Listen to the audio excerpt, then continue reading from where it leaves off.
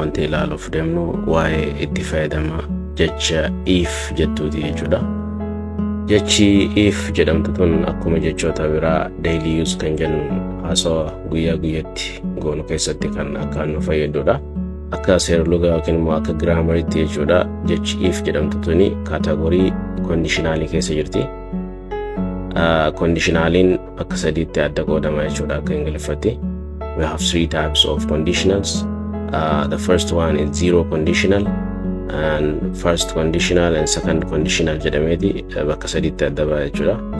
Inni zero conditional jedhamu kuni it is for facts or things that are always true jechuudha. Inni zero conditional jedhamu kuni wanta dhugaa ta'e qofaaf kan fayyadudha jechuudha.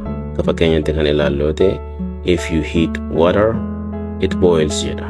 Bishaan yoo uwwiste maal ta'a in danfa jechuudha. Kuni dhugaadha jechuudha. Sobni keessa hin jiru jechuudha. Yookiin tilmaamas miti jechuudha. Kuni zero conditional jedhama. Inni kaan immoo first conditional jenneeni. First conditional kan jennu kuni for real future possibilities jedha. Kun immoo kan itti fayyadamnu wanta fuulduraa kan ta'uu danda'uudhaaf jechuudha. Dhugaa ta'uu danda'a, wanta fuulduraati ta'uus danda'a jechuudha. Fakkeenyaaf if it rains jedha namto yoo roobni roobe I will stay at home mana turaa jedha.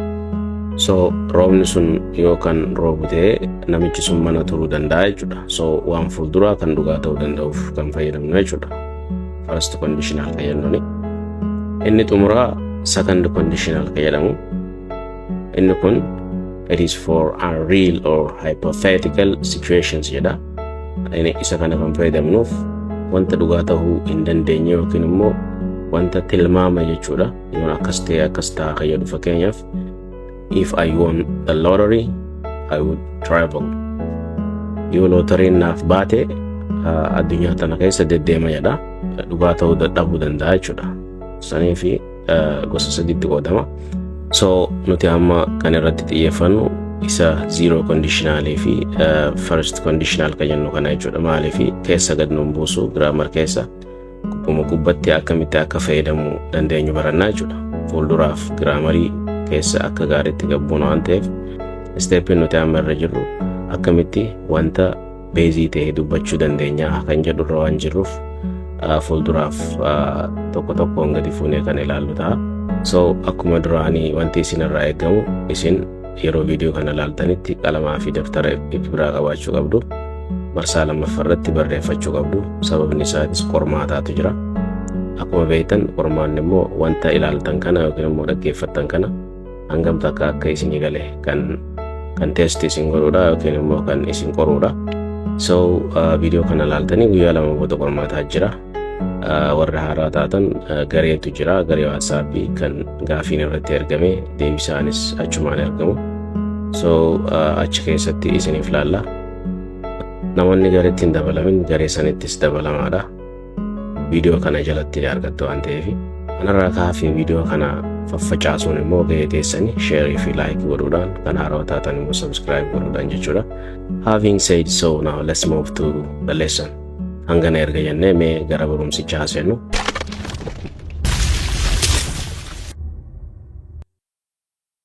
Okay, so namni tokko yoon qarshii qabaadhee nan bitaa jechuu barbaada waan takka. Okay, qarshiin qabu garuu osoo qabaatee silaanii bitaa jechuudha waan san. Akkami jechuu danda'a waan san mee osoo qarshii qabaadhee nan bita ka jedhu kana. If I have the money I will buy it. Asirratti willidha shorti taate malee jechuudha. So if I have the money I will buy it ka jedhu dafnee jechuudhaaf if I have the money I'll buy it. If I have the money I'll buy it. Asirratti yeroo hedduu waa'ee if yeroo fayyadamnu himni lamaatu jira. Gaalee hirkataa fi gaalee if danda'a ka jennuun jechuudha. So asirratti if I have the money ka jedhu akka afaan Oromootti hamma asitti gaalee hirkataa ka jennuun yoo maallaqa qabaadhe jedhee callisaa jechuudha. Asii achi immoo if danda'aadha. I'll buy it nin bita ka jedhu. Yeroo dubbisnu asitti hafuura fudhachuu qabna jechuudha. If I have the money I'll buy it. Otoo maallaqa qabaadhe yookiin immoo qarshii qabaadhe nin bitaa jedha jechuudha waan fuulduraati. Asirratti maal jedha yoo baallee qabaadhe nam balali'a yookiin immoo otuun baalli qabaadhee silaa nam balali'a ka jedhu akkami jenna?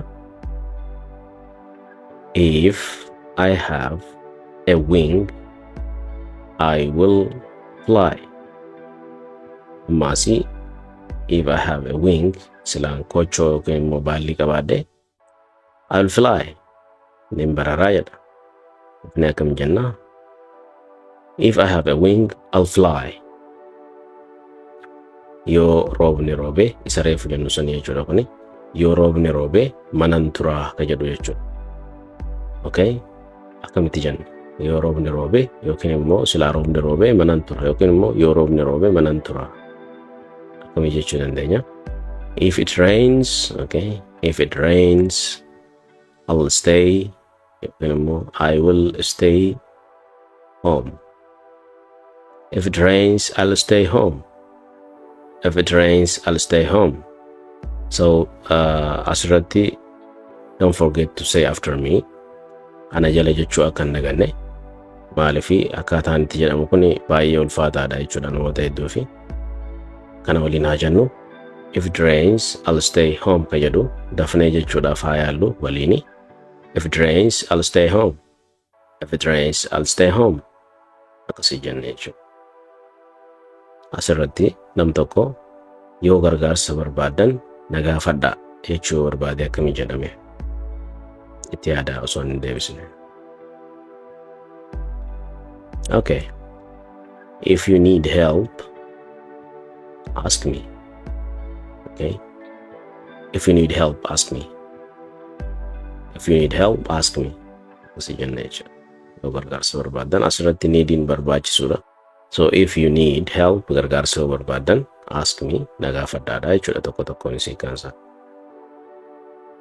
Yoo bilbilan dafii kaasii nama tokkotti ergaa dabarfachuu barbaada. Ergaa akkam jedhu yoo bilbilan dafii kaasi. Bilbila nama bira dhiistee ta'a takka immoo bilbila akka namni sun dafee kaasu gaafachaa jirta jechuudha. So yoo bilbilan dafii kaasi jechuu barbaanne akkamitti jenna jechuudha. If they call, yoo bilbilan answer quickly. If they call, answer quickly. Hojii yeroo dheeraa hojjetee dadhabe argine yoo dadhabde boqoddu jechuu yoo barbaanne akkam jenna? If you are tired, take a break. If you are tired, jechuun yoo dadhabde take a break. Boqoddu. Boqonnaa xiqqoo fudhadhu jechuudha. Asirratti uffata jira. Uffata tokko nama tokkoof kan barbaade ifitti ilaalii yoo sitti ta'e fudhadhu yookiin immoo uffadhu jechuu barbaadda ta'a. Yoo sitti ta'e uffadhu jechuu barbaadde akkami jetta? If it fits you, okay, yoo sitti ta'e jechuudha. Fit jechuun qaama keetitti waan likkii yookiin immoo gita kee dhufu jechuudha. So if it fits you, yoo sitti ta'e wear it. Uffadhu. Okay. Dafnee akkami jenna isa kana? If it fits you, wear it. If it fits you, wear it. Yoo qo'atte ni dabartaa jettaan nam tokko yoo barbaadde. Yoo qo'atte ni dabarta akkami jenname? Yoo qo'atte ni dabartaa kan jedhu akkami jenna? If you study, yoo qo'atte you will pass. If you study, you will pass. Isa kana deebisnee negative akkami goona? If you don't study, yoo hin qo'anne, you will fail. You will fail. Ni kuftaa jechuudha. So asirratti hima agarru yookiin fakkeenya kan nama hunda garii gara negatiivaa deebisuudhaan yookiin immoo jijjiiruudhaan yookiin immoo caasaa himaa jijjiiruudhaan gara hima adda addatti qayyaruu danda'u qabdu jechuudha. Fakkeenyaaf isa asirra jiru kana if it fits you yoo sitti ta'e uffadhu ka jedhu gara biraa kamiin jijjiiruu danda'a jedhaati if gaafadha. Fakkeenyaaf asirratti yoo sitti ta'e ka jedhu yoo isheetti ta'e haa uffattu jechuu akkamittiin danda'a ka jedhu. Fakkeenyaaf if it fits her yoo isheetti ta'e let her wear it akka haa uffattu jechuu. Yookiin immoo yoo sitti hin taane uffatin jechuu barbaanne if it doesn't fit you, don't wear it. In uffatin. So akkasi jijjiiruudhaaf yaalii godhaadha. Inni itti aanu maal jedhaa?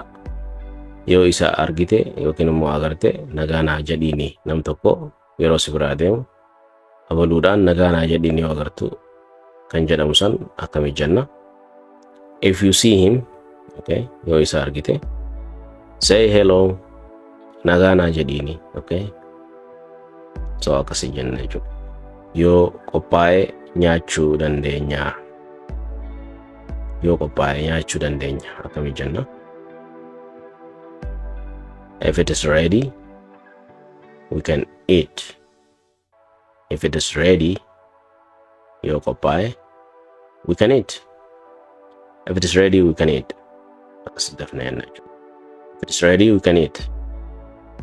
If it is ready, we can eat. Akkasi jenna jechuudha. Yoo si nuffisiise yookiin immoo si hifachiise waan haaraa yaalii jedha asirratti. Wanta akka deddeebistee guyyuu yeroo gootu si dabbaraa yookiin immoo si hifachiisa. So waan haaraa yaalii sin jedha nam tokko. Akkam jechuu danda'a? Yoo si hifachiise yookiin immoo si dabbare waan haaraa yaalii kan jedhu kana Ingiliffaan akkam jenna deebisne. If you are bored, try something new. If you are bored, yoo si nuffisiise, bored jechuun nuffisiisuudha. Try yaali something wanta new haaraa ta'e tokko yaali jechuudha. So dafnee haa jennu. If you're bored, try something new. If you're bored, try something new. Akkasi jenna jechuudha. Yoo dhugaatee maal gochuu qabaa jedha. Yoo dhugaatee maaliin gochuu qaba akkami jenna. If it is true, what should I do? Namni tokko haasa'u sitti haasee wanti amma jechaa jiru kun yoo dhugaate maal gochuun qaba jedhee nama tokko gorsa yookaan irraa barbaadu ta'e haasa'u akkasii jechuudha. Akkamitti jenna? If it is true, yoo dhugaate, okay, what should I do? Maal gochuun qaba. Yoo qorree jaakeetii uffadhu jedha. If it is cold, wear a jacket. Yoo sitti qorree jaakeetii uffadhu kan jedhu. If it is cold, yoo qorree jennu san jechuudha. Wear a jacket. Jaakeetii uffadhu. Isuma kana jijjiiruudhaaf if it is hot yoo jennu asirratti. If it is hot, yoo oowwe, don't wear a jacket. Jaakeeta hin uffatinii jechuudha. So kanana dhaabbachuudhaan hima kana gara adda addatti jijjiiruu dandeessan jechuudha. Yoo yeroo qabaatte wal haa qunnamnu jechuu barbaaddataa. Isa sana akkami jetta? If you are free, let's meet. Okay, let us meet ka jedhutu akkana gabaabbate. So if you're free, let's meet ka jedhu dafnee jechuudhaaf. If you're free, let's meet. If you're free, let's meet.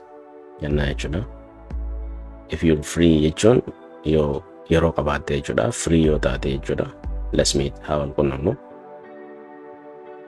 Yoo cabe bakka buusii jedha. Fakkeenyaaf qodaa yookiin immoo meeshaa jennu kana mana keessaa wanni tokko yoo cabe waan san bakka buusii jechuu ta'uu danda'a jechuudha. So akkami jenna? If it is broken, replace it. Okay? Fakkeenyaaf sibiilli bishaanii kan mana keessa deemu yoo bakka tokko hin cabe haaraa bittee bakka buusuu jechuudha. So if it is broken, yoo cabe, okay, replace it, bakka buusi. Yoo beelofte waan tokko nyaadhu. Nama jechuu barbaada. Nama beelee agarte yoo beelofte waan tokko nyaadhu. Usteen taa'een jechuudhaaf. If you are hungry, eat something. If you're hungry, eat something. If you're jennaa jechuudha. Are ka jedhu waan gabaabsame. If you're hungry, eat something jenna jechuudha. Dafnee jechuudhaaf. If you're hungry, eat something. Yoo ariifachiisaa ta'e naaf bilbili. If it is urgent, call me. If it is urgent, yoo ariifachiisaa ta'e. Urgent jechuun ariifachiisaadha. Call me, naa bilbili. If it's urgent, call me. Akkasii jenna jechuudha dafneeti. Inni itti aanu yoo sitti tole bitadhu. Waan tokko ni agarta, ni feeta yookiin ni jaalatta. Waan san yoo sitti tole bitadhu namaan jechuu barbaadde. Simply akkamii jenna? If jennee maal jechuu qabna? If you like it, buy it. Salphumatti jechuudha. If you like it, yoo feete waan san yoo sii ta'e sitti tole buy it. Bitadhu, buy it, biti jechuudha jechuudha. Itiin san maaliin bakka buuti? Wanta ati bitachuu deemtu san. Itiin pronounii keessaa wanta nama hin taaneef kan fayyadamnu jechaa turre miti. So wanta ati bitachuu deemtu mobaayila yoo ta'e itiidhaan bakka bu'uura jechuudha. Mobaayila jechuudha itti ka jedhu fayyadamna jechuudha. Wanticha sana jechuudha. So if you like it, buy it. If you like it, buy it.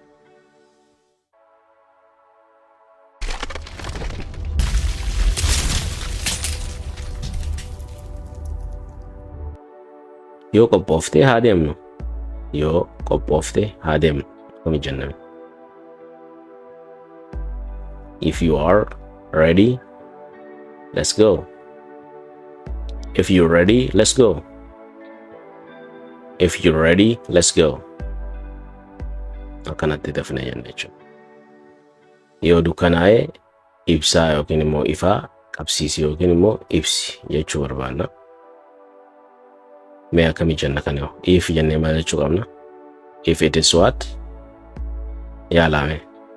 If it is dark, okay? Yoo dukkanaa'e jechuudha. Darkiin dukkanaa miti. If it is dark, turn on the light. Ifaa qabsiisi yookiin immoo ibsi. If it is dark, turn on the light. If it is dark, turn on the light. Jenna jechuudha. If it is dark, turn on the light.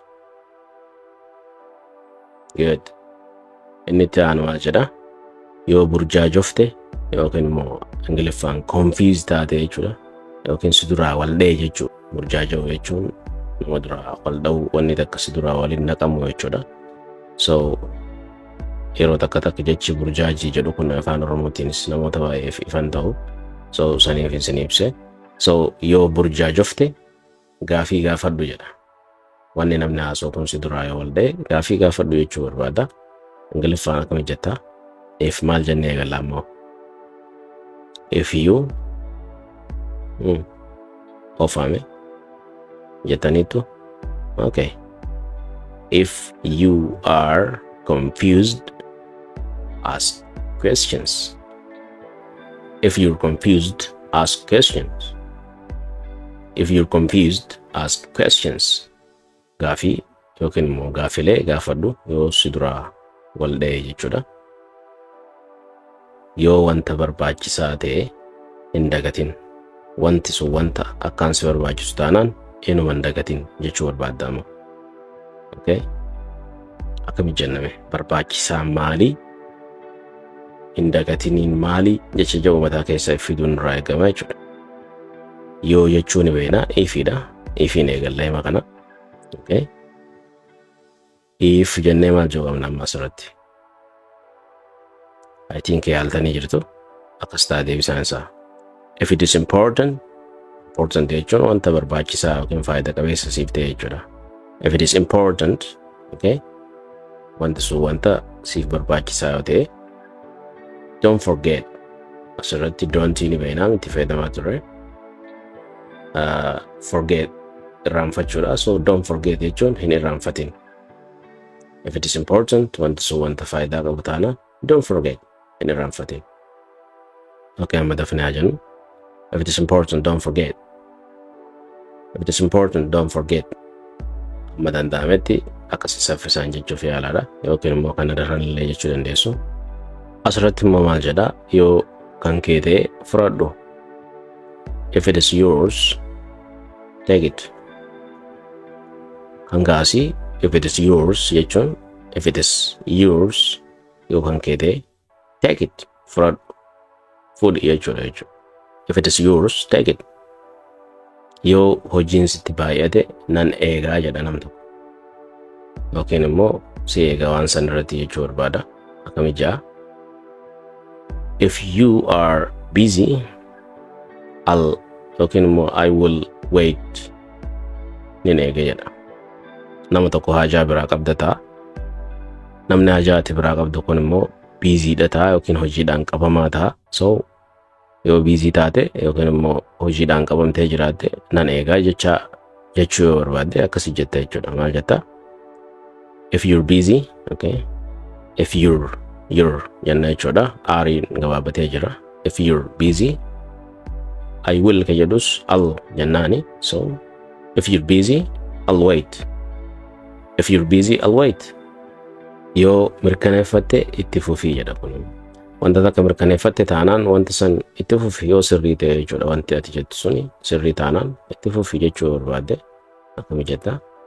If you're sure, okay? If you're sure, go ahead. Itti deemi waan san. Yoo ulfaataa ta'e gargaarsa gaafadhu akkami jenna? If it is heavy, ask for help. Asirratti ulfaataa ka jennu wantoota akka gaafii, wantoota abstract akkasii osoo hin taane wantoota qaamaan yookiin physically ulfaataa ta'e jechuudha. Waan akkasirraa osoo jirra. Fakkeenyaaf ba'aan sun yookiin immoo qodaan meeshaan ati deemtuun kun yookiin fuudhuu deemtu kun ulfaataa yoo ta'e gargaarsa gaafadhu. Isa sani malee gaafiin akkasii wanti akkasii barreeffamni akkasii yoo sitti ulfaate gaafadhu sanii miti. Okay? Yoo ulfaataa ta'e wantichi jechuudha.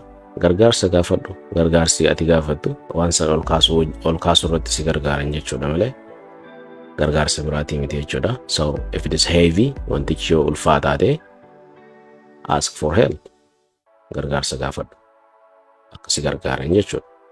So dafne jechuudha. If it is heavy, ask for help. If it is heavy, ask for help jenna jechuudha. Yoo dheebotte bishaan dhugi.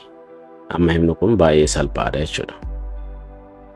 Namni hundinuu deebisa jedheeti yaada. Yoo dheebotte jechuun maali? Bishaan dhugi jechuun maali? So itti yaaddaniitu? Well done. Okay. If you are thirsty, asirratti thirsty jechuun asirratti akkamitti dubbifna? Fiidha.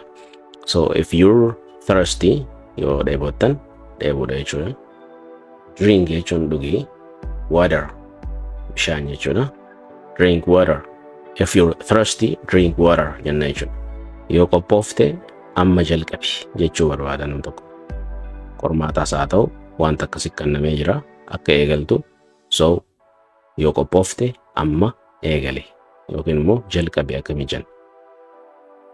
Okay? If jennee maal jenna? If you are qophaa'u jechuun maali? Ready. So akkami waliif finnee jenna? If you are yookiin immoo if you're gabaabsine ready yoo qophoofte begin now yookiin immoo started now jechuus ni dandeenya. So asirra begin fayyadamne begin now amma jechuudha. Begin now amma eegale jechuudha. So if you're ready, begin now. Yookiin immoo maal jennee? If you're ready, start it now. Akkas jechuus ni dandeenya jechuudha. Yoo dhihoo ta'e miilumaan achi deemi jedha. Karaan fagoo miti taanaan mana wayii deemuu barbaadde taanaan karichi yoo dhihoo ta'e maali miilumaan deemi jechuu barbaadda. Akkami jetta? If it is close, yoo dhihoo ta'e walk there. Miilumaan achi deemi jechuudha. Walk jechuun wakii godhuu yookiin immoo miilaan deemu, bukaan deemu jechuudha. Kana jechuun konkolaataan hin barbaachisu jechuudha. So if it is close, walk there. If it is close, walk there jenna jechuudha. Asirratti walke akka hin jenne qofa. Elliin saayilentiidha waan ta'eef hin dubbatu akka hin dubbannetti beekaadha. Fuulduraaf seera akkamitti jechi kun hin dubbanne akkamitti jechi kun saayilentii tahaa kan jedhu qubeen kun akkamitti sagaleen kun saayilentii tahaa kan jedhu isiniif qopheessu jira waa isiniitis. So kan bal'inaan barannu ta'a. So if it is close, walk there. If it is close, walk there jenna jechuudha. Asirratti waliigaltee wayii akka namni mallatteessitu si gaafata. Erga wanta san dubbiftee yookiin immoo ibsa argattee jechuudha. Yoo waliigaltee asitti mallatteessi siin jedha jechuudha namni sun. So isa sana akkamii jenna? If you agree, sign here. If you agree, yoo waliigaltee wanta kana jechuudha wajjin wanta jedhamu kana wajjin yoo waliigaltee, okay? Sign mallatteessi here asitti iddoo si agarsiisaati jechuudha yeroo siin jedhu sanitti iddoo mallattoo itti mallatteessitu siif akeekaa jira jechuudha namni akkana jedhu kun. Okay? If you agree, sign here. Yoo carraa qabaatte ni argatta akkamii jetta. If you are igutame, if you are lucky, you will find it. Ni argatta jechuudha. If you are lucky jechuun yoo carraa qabeessa taate, laakiin carraadha, carraa qabeessummaadha. So if you are ati yoo taate, lucky carraa qabeessa yoo taate, you will qayyadu fuuldura jechuudha taasoo jirra. You will find it ni argatta jechuudha fuulduratti waan san. You'll find it ni argatta. Asirratti haala akkamii keessatti hima akkanaa fayyadamna? Nam tokko waan duraa badee barbaadaa jira ta'a, takka ammoo wanta biraati barbaadaa jira ta'a, carraa hojii barbaadaa jira ta'a. So haala akkasii keessatti jechuudha. If you're lucky, you will find it. Yoo ati seekte isaanis ni seequu jedha. Maaliif jennaan akkuma uumamatti nama tokkotti yoo seeqte namni sunis deebisee seequu qaba jechuudha. Yoo ati seeqte namni kaan fuula sitti guurraan waan biraati waan ta'eef. So if you asirratti akkamii jechuu dandeenya mee osoo naan hin jenne dura. Jechi seequu jedhu Ingiliffaan maali ka jedhu mataa keessan ol dhufuu qaba. Smile. Okay, seequudha. Okay, isaan jechuun maal jechuudha? They jechuudha. Okay, ni seequu jedha. Smile makana fayyadamta. So isaanis deebisanii seequu ka jedhu akkamii walitti fiffinnee hima kana ijaarrame. I think hedduun keessan ijaartan jedheeti yaada. If irraa eegaluudhaan jechuudha. So akkamii jenna? If you smile, yoo ati seeyte, they isaan will isaan fuulduratti jechuudha wanta fuulduraa soo jira. Yoo ati seeyte isaanis maali? They will smile back. Isaanis deebisanii seequu jechuudha. If you smile, they'll smile back. If you smile, they'll smile back. Yoo ati seeyte isaanis ni seequu jechuudha gabaabumatti. Okay, asirratti immoo maal jedha? Yoo dhimmise yookiin immoo yaase jechuudha wanti takka saffisaan tolchii jedha. Maal jechuudha? Bishaanis haa ta'uu, bishaan fakkeenyaaf bishaan mana keessa deemu haa ta'uu, wanti maan bishaan buusuu hin qabne yookiin immoo dhimmisuu hin qabne tokko yoo dhimmise yoo urate jechuudha. Wanta san saffisaan tolchii jechuu barbaadda ta'a. So asirratti akkas jenna jechuudha. So akkam jenna? If it is leaking, wanti sun yoo yaasaa jiraate yookiin immoo dhimmisaa jiraate, fix it quickly. If it is leaking, yoo yaasaa jiraate yookiin dhimmisaa jiraate, wanti suni saffisaan tolchii jechuudha jechuudha. Dabareen kee yoo ta'e itti fufii jedha yookiin immoo wantichi san itti deeme jechuudha. Akka fakkeenyaaf nama hiriira galee osoo jiru namni immoo dabareen isaa geesse yeroo dhufu dabareen keeti itti fufii deeme jechuudha. Yoo waa mallatteessu ta'es mallatteessi, yoo waa godhuuf wanta godhamuu qabu dabareen kee taanaan hojjedhu bira kuti jechuudha. So haasawaa akkasii yookiin immoo senaariyoo akkasii keessatti fayyadamna jechuudha kana. Dabareen kee yoo ta'e itti fufii jechuu barbaanne taanaan akkam jenna? If it is your turn, yoo dabareen kee ta'e go ahead, itti ofi yookiin immoo itti fufii waan san. If it is your turn, go ahead.